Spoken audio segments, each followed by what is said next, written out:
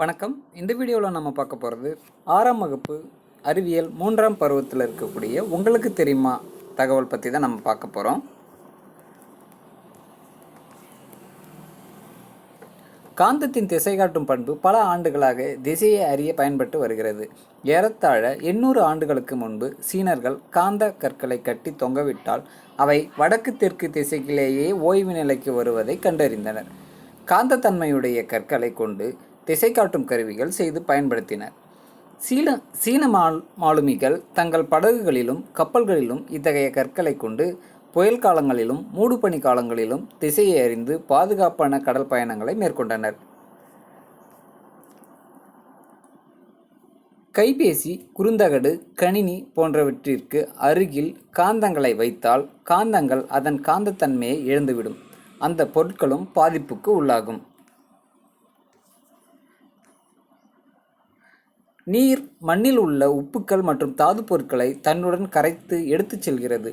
இந்த உப்புக்களும் தாதுக்களும் கடல்கள் மற்றும் பெருங்கடல்களில் லட்சக்கணக்கான ஆண்டுகளாக படிந்து வருகிறது. கடலின் அடியில் காணப்படும் எரிமலைகளும் கடல் நீருடன் உப்பினை சேர்க்கின்றன. அதிக அளவு கரைபொருள் கரைந்துள்ள நீரினை நம்மால் பயன்படுத்தவோ அல்லது பருகவோ இயலாது. இத்தகைய நீரினை நாம் உப்பு நீர் என அழைக்கிறோம். பொதுவான வளிமண்டல அழுத்தத்தில் நீரானது 0 டிகிரி செல்சியஸ் வெப்பநிலையில் பனிக்கட்டியாக உறைகிறது. ஒவ்வொரு வருடமும் மார்ச் 22ஆம் தேதி உலக நீர் தினமாக கொண்டாடப்படுகிறது.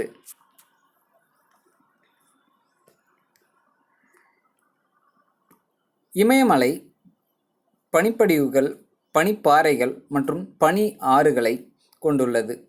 ஆசியாவின் முக்கிய ஆறுகளில் 10 பெரிய ஆறுகள் இமயமலையில் இருந்து தொடங்கி பாய்கின்றன. ஏறக்குறைய 100 கோடி மக்கள் வாழ்வாதாரமான நீர் தேவையை இவ்வாறுகள் பூர்த்தி செய்கின்றன. நீர்வாழ் விலங்குகள்.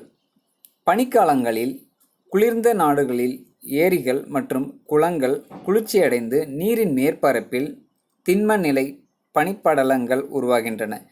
இருந்த போதிலும் பனிப்படலத்திற்கு கீழ் வசிக்கும் நீர்வாழ் விலங்குகள் இறப்பதில்லை. ஏனெனில் மிதக்கும் பனிப்படலமானது ஒரு பாதுகாப்பு படலமாக செயல்பட்டு நீரிலிருந்து வெப்பம் வெளியேறுவதனை அனுமதிப்பதில்லை. எனவே நீரின் மேற்பரப்பு மட்டுமே குளிர்ச்சியடைந்து பனியாக மாறுகிறது. இக்காரணங்கள் நீர்வாழ் விலங்குகளுக்கு சாதகமாக அமைந்து அவை உயிர் வாழ உதவுகின்றன.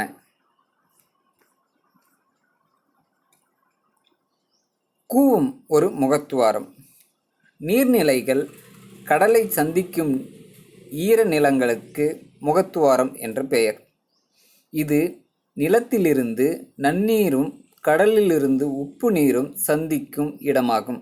சில தனித்தன்மையான தாவரம் மற்றும் விலங்கு வகைகளுக்கு உறைவிடமாக முகத்துவாரம் அமைகிறது. சதுப்பு நிலங்கள் என்பவை ஈரப்பதம் நிறைந்த காடுகள் ஆகும்.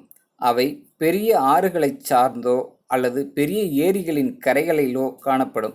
சதுப்பு நில நீர் நன்னீராகவோ உவப்பு நீராகவோ அல்லது கடல் நீராகவோ இருக்கலாம். உயிரினங்களுக்கு நன்னீரையும் ஆக்சிஜனையும் அளிப்பதில் சதுப்பு நிலங்கள் முக்கிய பங்கினை வகிக்கின்றன. சிதம்பரத்தினை அடுத்து பிச்சாவரம் சதுப்பு நிலக்காடுகள், முத்துப்பேட்டை சதுப்பு நிலக்காடுகள், சென்னையில் உள்ள பள்ளிக்கரணை சதுப்பு நிலம், காஞ்சிபுரத்தில் உள்ள செம்பரம்பாக்கம் சதுப்பு நிலம் ஆகியவை தமிழ்நாட்டில் உள்ள சில சதுப்பு நிலங்களாகும். வெங்காயத்தை நறுக்கும்போது கண்களில் எரிச்சலுடன் கண்ணீர் வருவது ஏன்? வெங்காயத்தினை நறுக்கும்போது நம்மில் பலருக்கு கண்களில் எரிச்சலுடன் கண்ணீர் வருவதற்கான காரணம் அதன் செல்களில் பொதிந்துள்ள புரோபேன் தயால் எஸ் ஆக்சைடு எனும் வேதிப்பொருள் ஆகும். இது எளிதில் ஆவியாகக்கூடியது. வெங்காயத்தை வெட்டும்போது சில செல்கள் சிதைந்து இந்த வேதிப்பொருள் வெளிப்படும். எளிதில் ஆவியாகி உடனே கண்களை சென்றடைந்து எரிச்சல் ஏற்படுத்தி கண்ணீரை தூண்டும். வெங்காயத்தை நசுக்கினால் கூடுதல் செல்கள் உடைந்து இந்த வேதிப்பொருள் அதிகமாக வெளிப்படும். எனவே இன்னும் அதிகமான கண்ணீர் வரும். வெங்காயத்தை நீரில் நனைத்து நறுக்கும்போது நமக்கு எரிச்சல் குறைகிறது.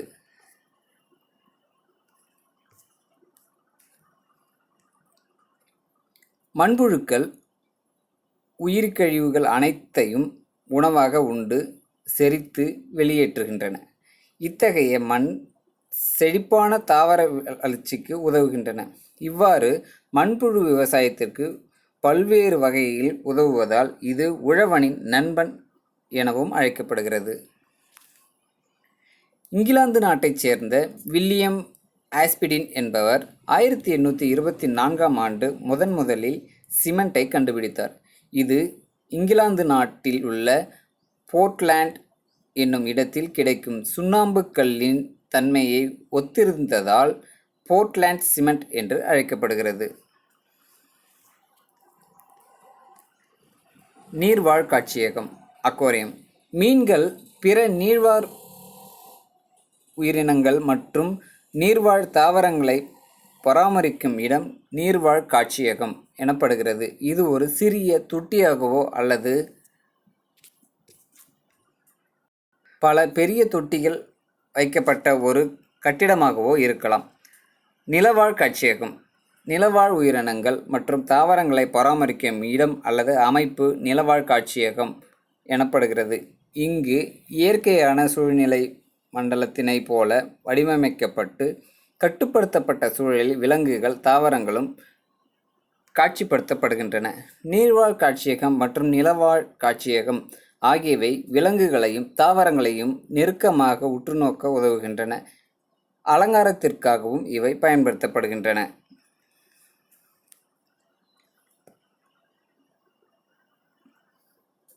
படைப்பாக்க மறுபயன்பாடு. படைப்பாக்க மறுபயன்பாடு அல்லது உயர் சுழற்சி என்பது கழிவுப் பொருட்கள் அல்லது தேவையற்ற பொருட்களை உயர்தரமான மற்றும் சுற்றுச்சூழல் மதிப்புடைய பொருட்களாக மாற்றி பயன்படுத்துதல் ஆகும். நாம் ஒரு பொருளை உயர் சுழற்சி செய்யும் போது அதற்கு நாம் வேறு பயன்பாட்டினை தருகிறோம்.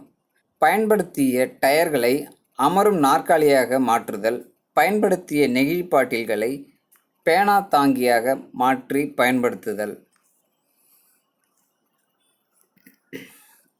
உலகளவில் கனிகள் மற்றும் காய்கறிகள் உற்பத்தியில் இந்தியா 2ஆம் இடத்தை வகிக்கிறது. உலக உணவு தினம் அக்டோபர் 16. அனைவருக்கும் உணவு பாதுகாப்பையும் சத்துணவின் தேவையையும் வலியுறுத்தி இந்நாள் கடைபிடிக்கப்படுகிறது. ஐக்கிய நாடுகள் அவையின் உணவு மற்றும் வேளாண் நிறுவன அமைப்பு ஒவ்வொரு ஆண்டும் ஒரு கருப்பொருளை மையமாக கொண்டு இத்தினத்தினை கொண்டாடப்படுகிறது.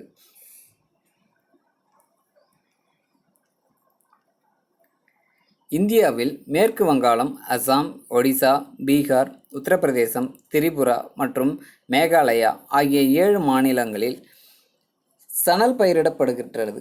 மேற்கு வங்காளம் மட்டும் இந்திய சணல் உற்பத்தியில் 50 விழுக்காடு உற்பத்தி செய்கிறது. மரக்கட்டைகளிலிருந்து மெல்லியதாக சீவி எடுக்கப்படுகின்ற மரத்தகடுகளை உரிய வகையில் ஒன்றின் மேலொன்று அடுக்கடுக்காக ஒட்டி உருவாக்கப்படுவதே ஒட்டுப்பலகை, அது பிளைவுட் ஆகும். இது ஒரு வகை கூட்டு மரப்பலகை ஆகும். பாலக்கீரை. மூட்டுவாதம் என்பது அனைத்து வயதினருக்கும் மூட்டு மற்றும் முழங்கால் பாதிப்பை ஏற்படுத்தும் ஒரு நோயாகும்.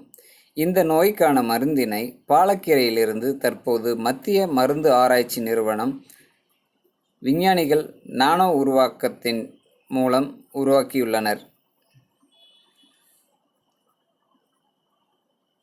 இணையம் பயன்பாட்டிற்கு வருவதற்கு முன்பே மின்னஞ்சல் பயன்பாட்டில் இருந்தது.